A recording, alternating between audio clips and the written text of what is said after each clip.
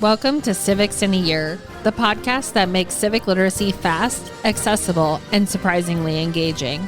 In just 10 minutes an episode, we'll tackle one of 250 essential questions about American democracy, how it works, why it matters, and what it means for you. Whether you're a student, a teacher, or just someone who wants to better understand your country and your rights, you're in the right place. Civics in a Year is powered by the Civic Literacy Curriculum from the Center for American Civics and is produced in partnership with the School of Civic and Economic Thought and Leadership at Arizona State University.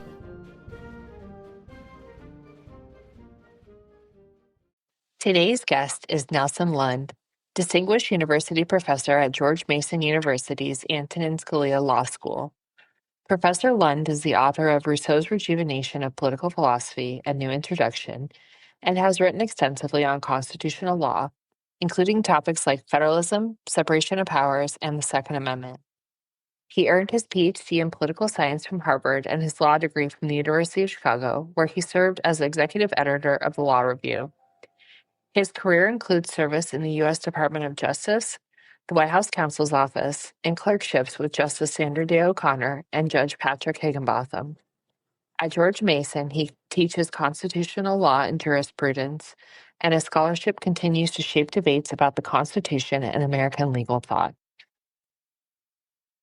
Welcome back, everyone. If you have not listened to the podcast episode with Professor Lund as he goes over the Second Amendment, I highly suggest that. I will make sure it's in the show notes. Today, we're talking about the Supreme Court cases that go with the Second Amendment. So, Professor Lund, starting with the 2008 decision, District of Columbia versus Heller, there have been several Supreme Court decisions, hundreds of lower court decisions about the Second Amendment. But prior to that, we rarely ever heard the topic. Why did it take so long for this development to occur? Well, the Second Amendment originally applied only to the federal government, and Congress first enacted a significant federal gun control law in 1934. That law put certain restrictions on weapons that had become associated in the public mind with gangsters during Prohibition. One provision of the law established a registration requirement and an onerous tax on short-barreled shotguns. In 1939, the Supreme Court agreed to review that law. The court's opinion held that the Second Amendment protected only weapons that had military uses and sent the case back to the lower court to decide whether short-barreled shotguns qualified. But that turned out to be the end of the case because the defendants disappeared before they could be tried or before the trial court could resolve that question. In the following decades, the lower federal courts interpreted the Miller opinion to mean that individuals do not have any rights under the Second Amendment because it protects only the institution of the militia. I think this was an obvious misinterpretation of the Supreme Court's opinion, but the court allowed these lower court decisions to stand until the 2008 Heller decision. In that case, by a vote of 5-4, the court rejected the consensus among the lower courts and held that the Second Amendment protects an individual right to keep and bear arms, and it then invalidated a federal handgun ban in the nation's capital. So Heller involves a federal regulation, but many other cases involve state and local laws. If the Second Amendment originally applied only to the federal government, why is it now being used to review state and local laws? In 1868, after the Civil War, the nation ratified the 14th Amendment. And one of those provisions in the 14th Amendment was the Privileges or Immunities Clause, which prohibited the states from violating the privileges or immunities of United States citizens. That suggested, and there's legislative history to support it, that the right to keep and bear arms would be protected by that clause of the 14th Amendment, and the states would be forbidden to infringe on the right. But in 1876, only a few years after the amendment was adopted, the Supreme Court rejected that interpretation in the Cruikshank case. So the Bill of Rights from then on just didn't apply to the state governments. In the 20th century, the Supreme Court began a process of incorporating some provisions of the Bill of Rights into the 14th Amendment, not using the Privileges or Immunities Clause, which Cruikshank had rejected, but using the Due Process Clause. And during the 20th century, the court kind of one by one started applying various provisions of the Bill of Rights to the states, not all of them at one time. And they never did get around to actually doing all of them. I think they're pretty close to it now. Mm-hmm. But for most of the 20th century, they just didn't do it for the Second Amendment. But they finally did so in the McDonald versus City of Chicago case, which was 2 years after Heller. So they waited until after Heller, and then they decided for the first time that the right to keep and bear arms and the right protected by the Second Amendment would apply to the states as well as the federal government. So now that the Supreme Court has decided that the Second Amendment protects an individual's right against infringement from any level of government, whether that be federal, state, or local, what kinds of laws get upheld and what kind get invalidated? For many years after the Heller decision, the lower courts upheld virtually every gun control law that they reviewed. They did this by interpreting Heller to create a strong presumption that any laws that seemed like reasonable public safety measures would be upheld.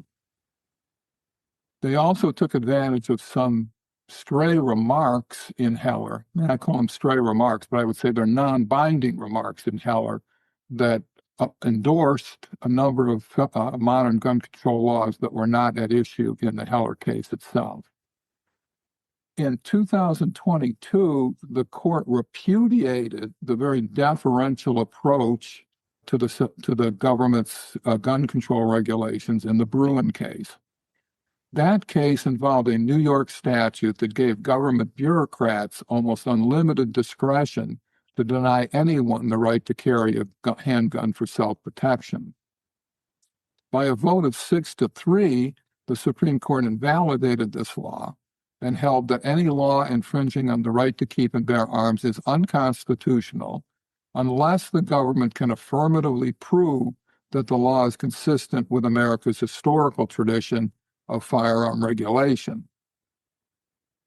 But because there were almost no restrictions on possessing or carrying guns in 1791 and very few in 1868, this legal test seemed to create an almost insurmountable barrier for most modern gun control regulations. So has that proved to be true? No, it hasn't.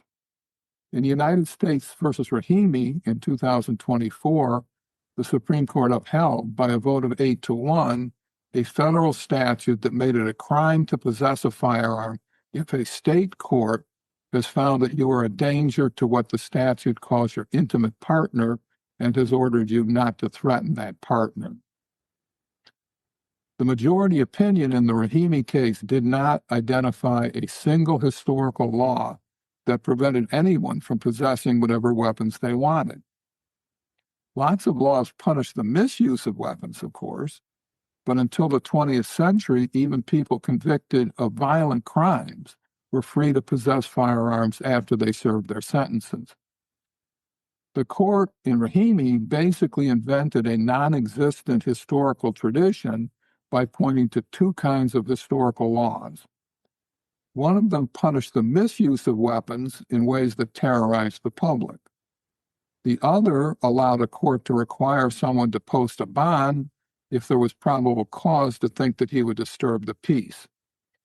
Neither of these laws were remotely comparable to the statute at issue in Rahimi. Nevertheless, the majority opinion said that those laws confirmed what common sense suggests, namely that the government should be free to disarm anyone who poses a clear threat of violence to someone else.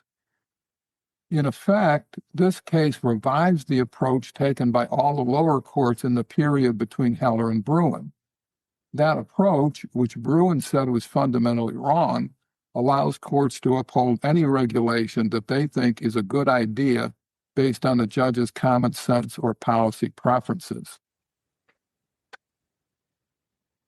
So does this mean that we should expect almost every gun control law to be upheld from now on?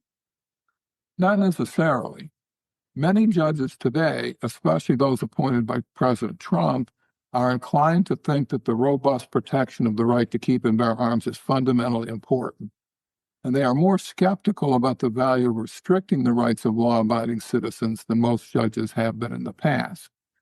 And the deferential test that seems to have been endorsed by the Rahimi case gives these judges and all judges a lot of leeway to either uphold or strike down and validate laws, gun control laws, based on the policy views of the judges, especially their policy views about the value of the Second Amendment as an important part of the Constitution, or an unimportant and outmoded part of the Constitution.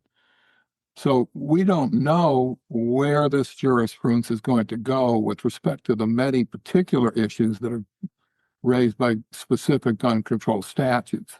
We'll maybe get a little bit of an idea of where things are going this coming year, because the court has agreed to review 2 new cases, and that may tell us more about what the future holds. One of them is a Hawaii law that forbids you to carry a gun on private property unless you first get the express permission of the property owner. That law would make it impossible as a practical matter to carry a gun for self-defense in daily life. So if it's upheld, that will be an indication that the court has stopped taking the value of the Second Amendment seriously.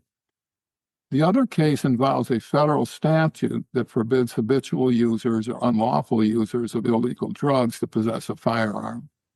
Like the Rahimi case, this one involves a law that has great political appeal.